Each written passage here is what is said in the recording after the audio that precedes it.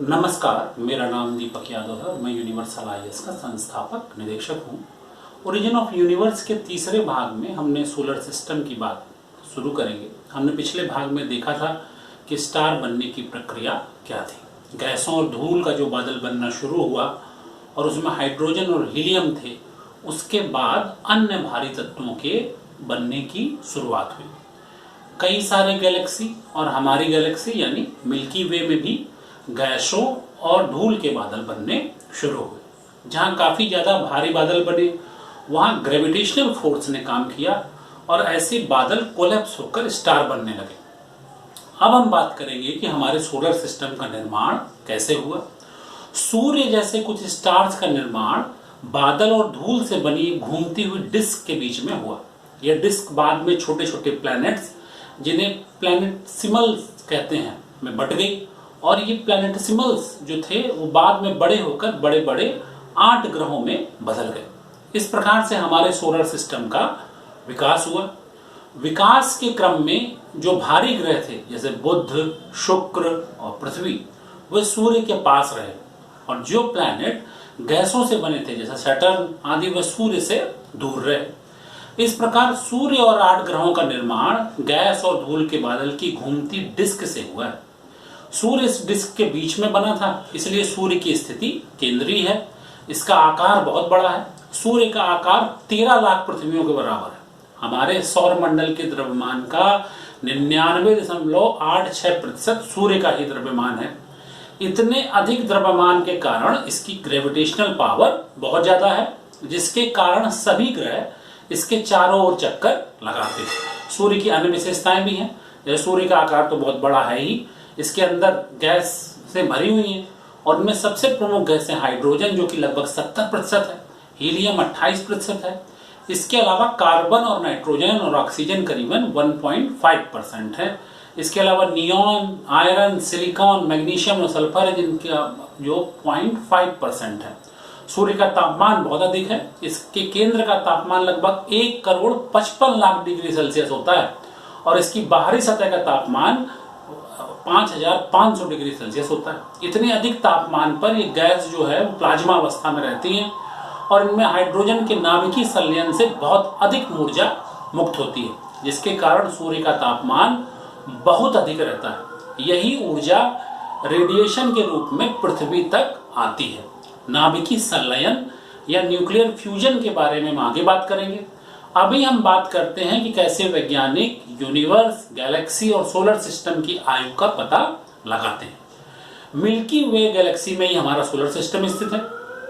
Milky वे Galaxy, solar system और पृथ्वी, इन सब की आयु का पता लगाया जा सकता है। इसके लिए बहुत सारी आधुनिक वैज्ञानिक विधियां हैं। यूनिवर्स में स्थित सभी गैलेक्सी, आकाश गंगाएं एक दूसरे से दूर जा रही हैं।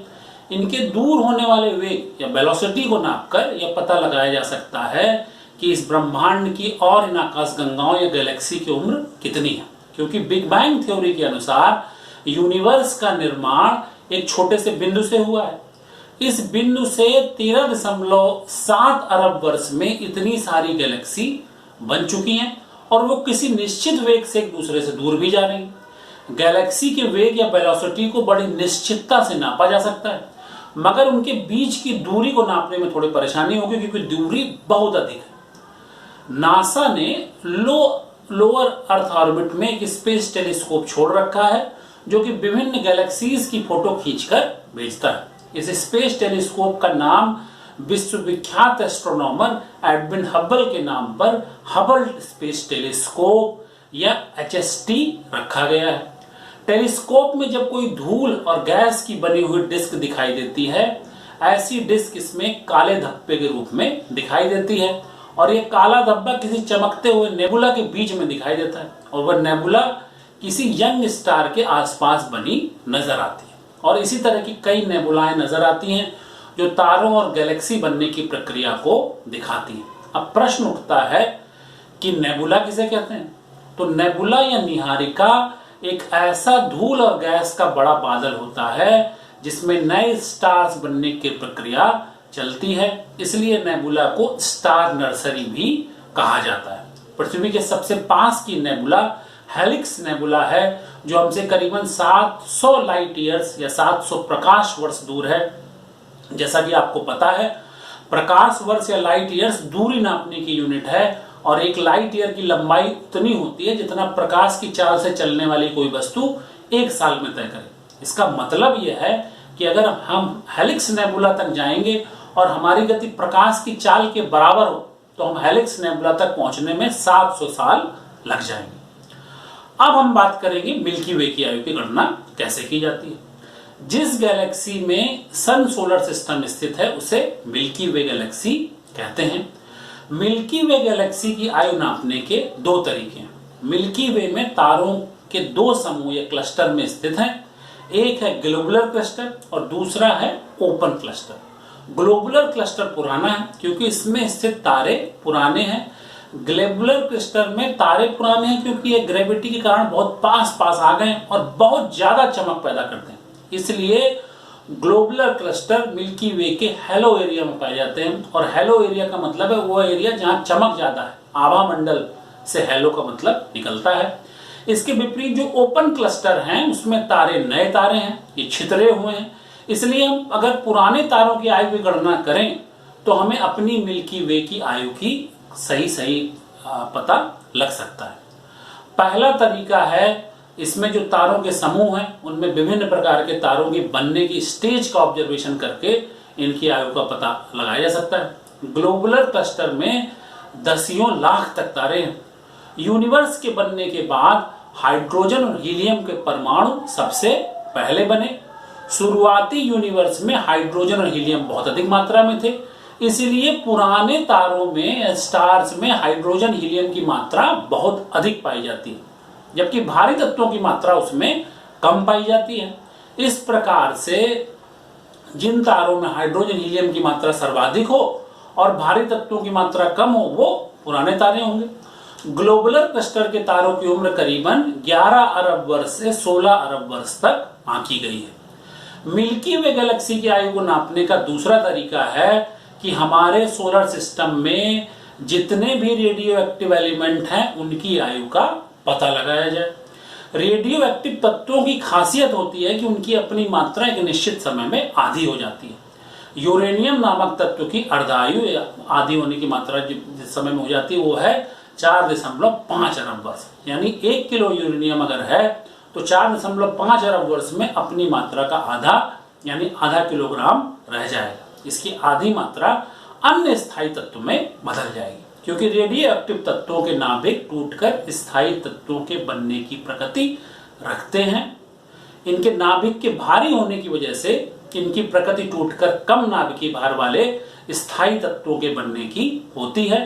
वैज्ञानिक अनुमानों के द्वारा शुरुआती समय की यूरेनियम और अब तक बचे यूरेनियम से अनुमान लगाते हैं कि शुरुआती यूरेनियम की आयु क्या होगी। अभी तक के अनुमानों से यह आयु 12.5 अरब वर्ष निकली है। इनमें 3 अरब वर्ष जोड़े या घटाए जा सकते हैं। मिल्की वे की आयु के बारे में ये दोनों तरीके ही काफी हद तक सही पाए गए हैं और यूनिवर्स की आयु नापने के अन्य स्वतंत्र तरीकों के अनुरूप ही इनका परिणाम भी सही मिला है, क्योंकि रेडियो एक्टिव तत्वों जो हैं वो सोलर सिस्टम, पृथ्वी तथा चंद्रमा में भी उपस्थित हैं। इसलिए इनकी आयु की गणना करना और भी आसान हो जाता है।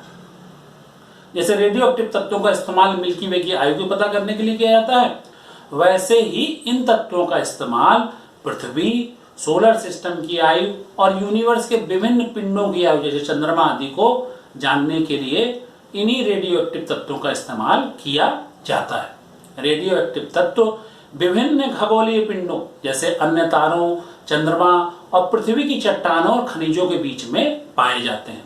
जैसा कि मैं पहले ही बता चुका हूं, इन रेडियो एक्टिव तत्वों की एक निश्चित अर्धायु या हापेज होती है। कुछ रेडियो एक्टिव तत्व 70 करोड़ वर्ष में अपनी मात्रा के आधे हो जाते हैं और कुछ की अर्धायु 100 अरब वर्ष भी है। अभी तक मैं आपको ये बता चुका हूं कि सोलर सिस्टम का निर्माण कैसे हुआ था। एक डिस्क नुमा आकार के बीच में सूर्य की उत्पत्ति हुई थी और उसके चारों ओर छोटे छोटे ग्रहों का निर्माण हुआ था, जो बाद में बड़े ग्रहों में परिवर्तित हो गए। कुछ बहुत छोटे छोटे ग्रह सूर्य के चारों ओर चक्कर लगाने लगे जिन्हें एस्टेरॉयड कहते हैं या क्षुद्र ग्रह कहते हैं।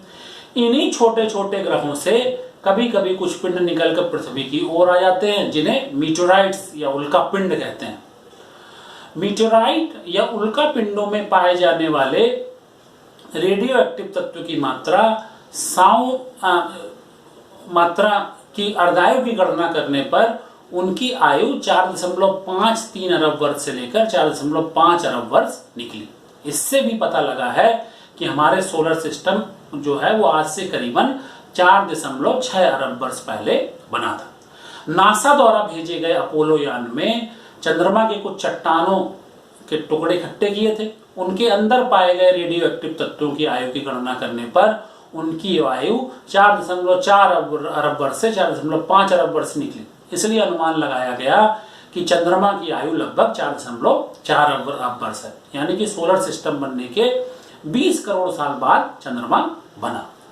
रेडियो एक्टिव तत्वों की अर्धायु से की गई गणना से पृथ्वी की आयु भी नापी गई। उत्तर पश्चिमी कनाडा में एक चट्टान का अध्ययन किया गया। ये पृथ्वी पर सबसे पुरानी चट्टान मानी जाती है और इसकी आयु लगभग 3.96 अरब वर्ष निकली। इसी प्रकार से ऑस्ट्रेलिया की पुरानी चट्टान में पाए जाने वाले जिरकॉन नामक रेडियो एक्टिव तत्व का अध्ययन करने पर चट्टान की आयु लगभग 4.3 अरब वर्ष नापी गई। इस प्रकार की विधियों से अध्ययन करने पर पृथ्वी तथा सोलर सिस्टम की आयु 4.6 अरब वर्ष नापी गई है।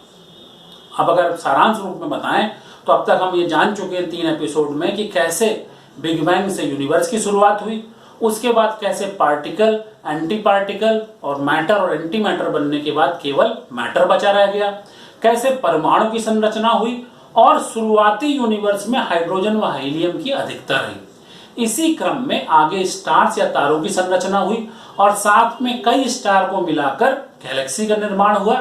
अभी यूनिवर्स में कई अरब गैलेक्सी हैं और बहुत सारे सोलर सिस्टम है। इन्हीं कई अरब गैलेक्सी में हमारी गैलेक्सी भी है, जिसे मिल्की वे कहा जाता है। इसके अंदर सूर्य तारे की तरह या सन जो है तारे की तरह है और चारों ओर सोलर सिस्टम उसके विकसित हुआ है, जिसमें 8 ग्रह और कई क्षुद्र ग्रहों का निर्माण हुआ है। पृथ्वी भी इन 8 ग्रहों में एक ग्रह है। सोलर सिस्टम आज से 4.6 अरब वर्ष पहले बना और इसके बाद 4.4 अरब वर्ष पहले चंद्रमा बना। अगले भाग में हम बात करेंगे पृथ्वी पर जीवन कैसे आया, इस बारे में बात करेंगे। अगले एपिसोड की जानकारी के लिए इस चैनल को सब्सक्राइब करें और बगल में लगे बेल आइकन को दबाएं। धन्यवाद।